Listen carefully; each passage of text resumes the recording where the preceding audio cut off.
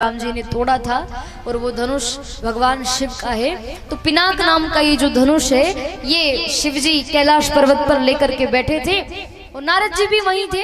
दोनों आपस में धनुष के बारे में चर्चा कर रहे थे। तो रावण आया उसी समय। रावण ने धनुष को देखा तो बड़ी गौर से धनुष को देख रहा था। नारद जी कहने लगे कि रावण, इतनी गौर से तुम धनुष को देख रहे हो, तुम चिंता मत करो। तुम जो जिस धनुष को तुम देख रहे हो ना, ये धनुष ही तेरी मौत का कारण बनेगा। अब रावण तो भयभीत हो गया कि नारद जी ने ऐसे कैसे कह दिया। तो रावण ने विचार किया कि जब ये धनुष ही मेरी मौत का कारण है तो क्यों ना मैं इस धनुष को ही ले लूं और मैं इसको कहीं रख दूंगा। ये धनुष ना रहेगा और ना मेरी मृत्यु होगी। तो रावण ने सोचा कि अगर ऐसे शिव जी से धनुष मांगूंगा तो वो मना कर देंगे, देंगे नहीं। तो रावण जंगल में गया, जंगल में खूब तपस्या की। शिव जी प्रसन्न हुए, प्रकट होकर कहने लगे कि वरदान मांग लो। तो रावण ने वरदान में वो पिनाक नाम का धनुष भगवान शिव से मांगा कि जो धनुष है आपके पास पिनाक नाम का, वो धनुष आप मुझे दे दीजिए। तो भगवान शिव ने वो पिनाक नाम का धनुष रावण को दे दिया। और रावण जब ये धनुष ले जाने लगा तो शिवजी ने कहा कि सुनो रावण, एक बात का ध्यान रखना कि ये धनुष जहां कहीं भी होगा,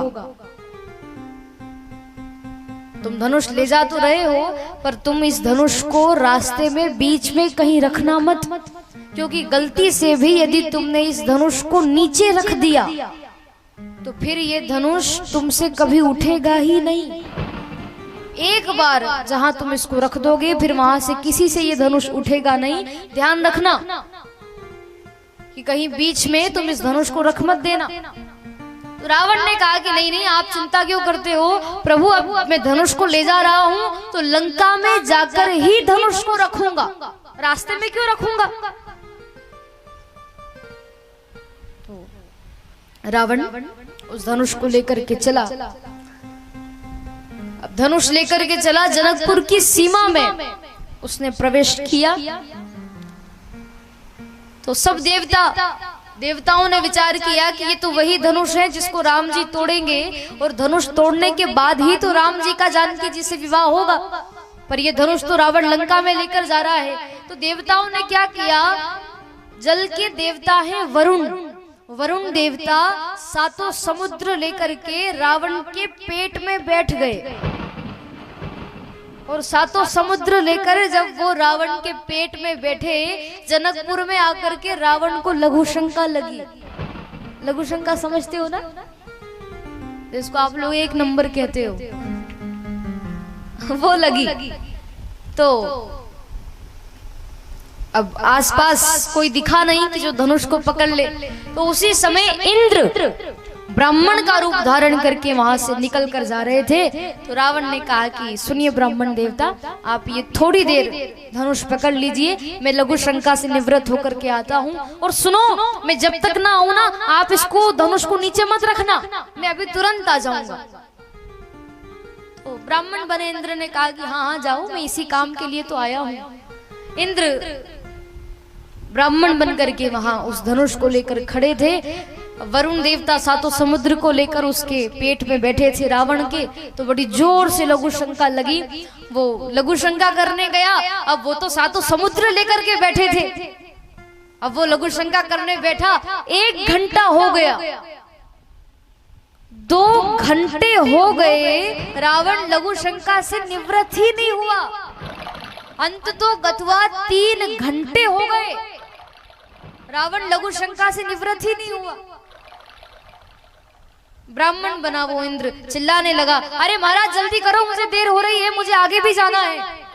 तो रावण ने कहा कि बस थोड़ी देर और रुक जाओ, मैं अभी लघु शंका से निवृत्त होकर आता हूँ। लेकिन 3 घंटे हो गए, वो लघु शंका से निवृत्त नहीं हुआ।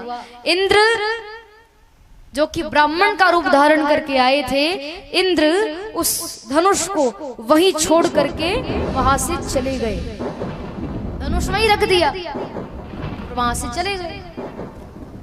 अब थोड़ी देर बाद जब वो रावण लघु शंका से निवृत्त होकर के आया तो आकर के देखा हो इधर उधर तो ब्राह्मण देवता नजर नहीं आए। तो रावण ने विचार किया कि शिवजी ने तो मना किया था कि ये धनुष बीच में कहीं रखना मत, नहीं तो फिर तुमसे उठेगा नहीं। पर वो ब्राह्मण देवता तो धनुष रख करके चले गए। अब क्या करूं? तो रावण ने अपनी पूरी ताकत लगा दी, धनुष को उठाने की कोशिश करता रहा, लेकिन रावण से उठाने की तो दूर की बात, वो धनुष हिला भी नहीं। ऐसा धनुष था, नहीं हिला। तो रावण हार गया। रावण ने अपने मित्र सहस्त्रबाहु को बुलाया। सहस्त्रबाहु से कहा कि देख, मेरे 20 हाथों से धनुष नहीं उठा, तू तो 1000 हाथ वाला है, तेरे तो 1000 हाथ है। एक काम कर, तू तेरे 1000 हाथों से इस धनुष को उठाकर लंका में ले चल। तो सहस्त्रबाहु कहने लगा कि छोटे मोटे काम के लिए मुझे मत बुलाया कर, इसको उठाना, अभी देख एक हाथ से ही धनुष उठा दूंगा, तू 1000 हाथ की बात करता है। तो सहस्त्रबाहु के 1000 हाथ थे, उसने अपने 1000 हाथ लगा दिए और धनुष को उठाने की कोशिश करता रहा, पूरी ताकत लगाई, लेकिन उसके 1000 हाथ से भी धनुष हिला भी नहीं। ऐसा धनुष था। तो बहुत कोशिश की दोनों ने, फिर मिलकर के धनुष उठाया, फिर भी धनुष नहीं उठा। तो फिर हार करके रावण और सहस्त्रबाहु वहां से चले गए। एक दिन संत कहते हैं कि जनक जी नगर भ्रमण करने के लिए आए। जनकपुर में जनक जी नगर भ्रमण करने के लिए आए, नगर में घूम रहे थे। रास्ते में देखा कि वो धनुष पड़ा हुआ है, तो धनुष किसी से उठता नहीं था। फिर जनक जी ने 10,000 हाथियों को बुलाया। अपनी सेना में 10,000 हाथी थे, उन 10,000 हाथियों को बुलाया और 10,000 हाथियों के द्वारा उस धनुष को उठाया। तो धनुष अपने आप वो उठ गया और जनक जी ने अपने महल में उस धनुष को एक बढ़िया निश्चित स्थान पर रखवा दिया।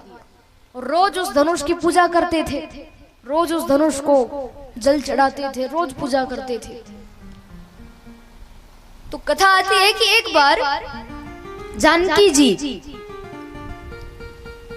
झाड़ू लगा रही थी अपने घर में, महल में झाड़ू लगा रही थी।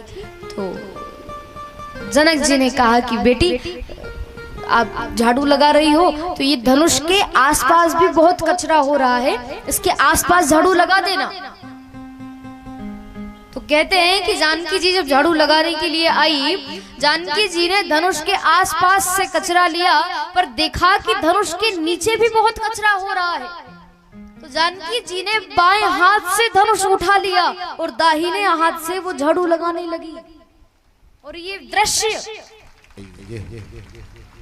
दृश्य जब जनक जी ने देखा तो जनक जी आश्चर्यचकित हो गए कि 10,000 हाथियों के द्वारा जिस धनुष को मैंने अपने महल में रखवाया था, वो धनुष मेरी बेटी सीता ने बाएं हाथ में उठा लिया। छोटी सी तो है ये। तो उस दृश्य को देख करके जनक जी ने प्रण किया था, प्रतिज्ञा की थी कि जो भी इस धनुष को तोड़ देगा या इस धनुष पर जो अपना बाण चढ़ा देगा, उसी से सीता का विवाह होगा। आज वही धनुष राम जी ने तोड़ दिया। तो परशुराम जी चिल्ला कर कहने लगे कि धनुष को तोड़ने वाला कौन है, वो मेरे सामने क्यों नहीं आता, क्योंकि ये कोई साधारण धनुष नहीं है, ये भगवान शिव का धनुष है। चिल्लाने लगे परशुराम जी। तो लक्ष्मण जी परशुराम जी के सामने आए और परशुराम जी से आकर के कहने लगे, क्यों महाराज, इस धनुष के लिए आप इतना परेशान हो रहे हो, इतना चिल्ला रहे हो, और मैं आपको क्या बताऊं, ये धनुष इतना पुराना हो गया था, इतना पुराना हो गया था कि जब भैया ने इस धनुष को हाथ लगाया ना, हाथ लगाते से अपने आप ही टूट गया, तोड़ना नहीं पड़ा इसे।